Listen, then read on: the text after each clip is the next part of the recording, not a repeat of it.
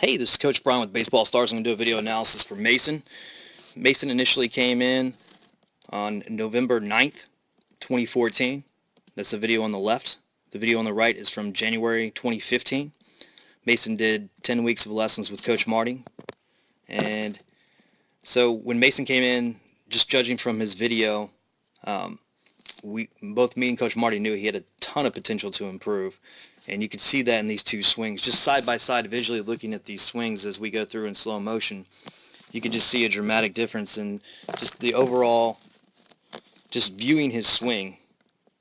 It looks like it's a lot more powerful. And judging by the numbers, when he came in, Mason was right around 80 miles an hour. He was able to hit around 83, and he ended up hitting the ball consistently around the middle 80s range.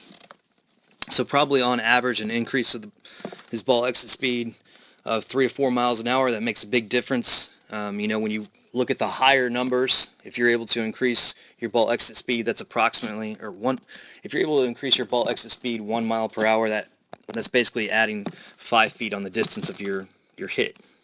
So it makes a big difference when you get into those higher ranges, just a little bit more bat speed, a little bit more force into the baseball. And I think all in all, Mason's built a very strong foundation for his mechanics of his swing. As far as his athleticism when he first came in, I felt like he's in pretty good shape, pretty strong, and is a hard worker in the gym as well, building the strength, from head to toe. He came over here and participated in a couple of our workouts and did pretty good with that. So, obviously you're always pushing on both fronts to try to get stronger, try to get faster, and then fix your mechanics as much as you possibly can and perfect your mechanics as much as you possibly can. I'm going to unlock these and take these through side by side, step by step throughout his swing. So you can see a pretty dramatic difference in his swing before and after. Just starting with this stance here, coming in, this is what we classify as just a spin hitter. Very rotational. Foot comes up, foot comes down, hips come through, although we don't see very good hip action in the swing right here. It's a lot of, upper body coming through to the ball. What we try to work is a focus on taking a player from having just a good rotational swing right here to having a good weight transfer into a good rotational swing, which you see more along the lines of right here. And still, I'm going to point out some key points here of places you can still improve, and I feel like it would help and it benefits you a lot throughout the season to have a good, solid hour of work, continually getting sharper in your swing and working on your mechanics, because I think you really haven't reached your potential yet. You're around middle 80s on your ball exit speed, but I feel like you could probably be high 80s and consistently high 80s and 90 in your ball exit speed would put you at a good collegiate level for bat speed. All right, so starting out with your stance right here, let's compare the two. I mean, you're pretty much in the same point right there. I don't get too wrapped up with stance. I'm more looking along the lines of what the next step right here is, kicking back into your load right here. So comparatively speaking, before and after, you really weren't loading up. So do we see any weight transfer back? It's the number one key in hitting is weight transfer here. We're shifting weight to the back leg. So a much, much stronger load, but then also take a look at your upper body. Before and after, we're really not seeing, getting that shoulder tucked, getting those hands cocked and ready, like you're pulling the trigger back right here. So now we're definitely seeing that. It looks much better right here, and not only in your upper body when you're loading back here, getting your hands in a good position right there, getting your hands cocked, ready to go, like pulling the trigger back, and then also through your core. So clear these. Take a look at your core right here, in between those yellow lines. So starting right here, really getting the core engaged in our swing. So you want to try to use your whole body when you hit, not just, obviously you want to try to use your whole body, not just your upper body. And I think you're very upper body dominant in your swing right here.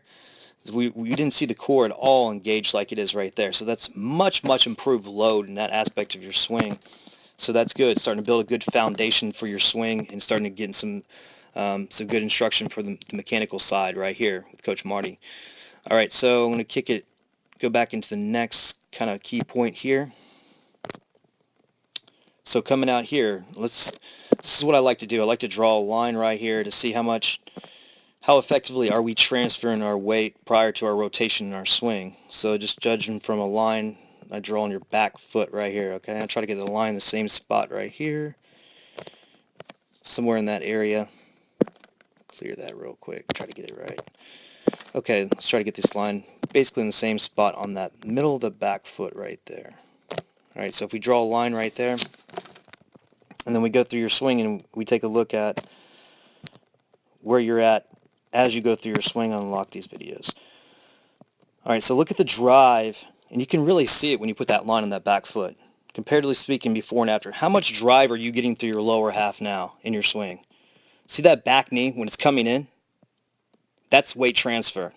That's going from front to back. That's incorporating your lower body into your swing and utilizing the big muscles in your body to hit.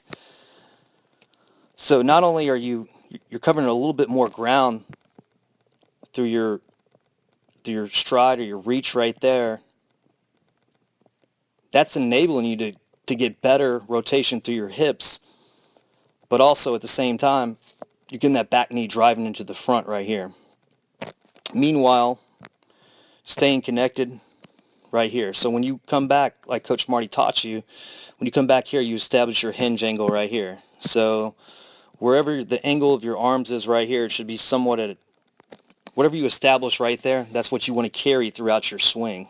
Once you've established your load right here, hands are cocked, boom, keep those cocked as you come through, have that trigger pulled back, and it's just the lower body that takes your hands to the ball right here. And then we really see that back knee drive into the front, and at the point of contact, boom, that straight front leg right there at the point of contact. Right there, boom.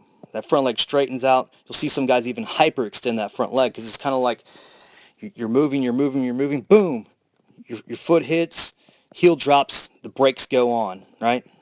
And then you extend that front leg, and that's what's going to cause that whip motion in your swing right here. You're going to get a lot more power, a lot more torque into the baseball, and a lot more bat speed and putting more force behind the ball. Notice the video before. Clear these lines.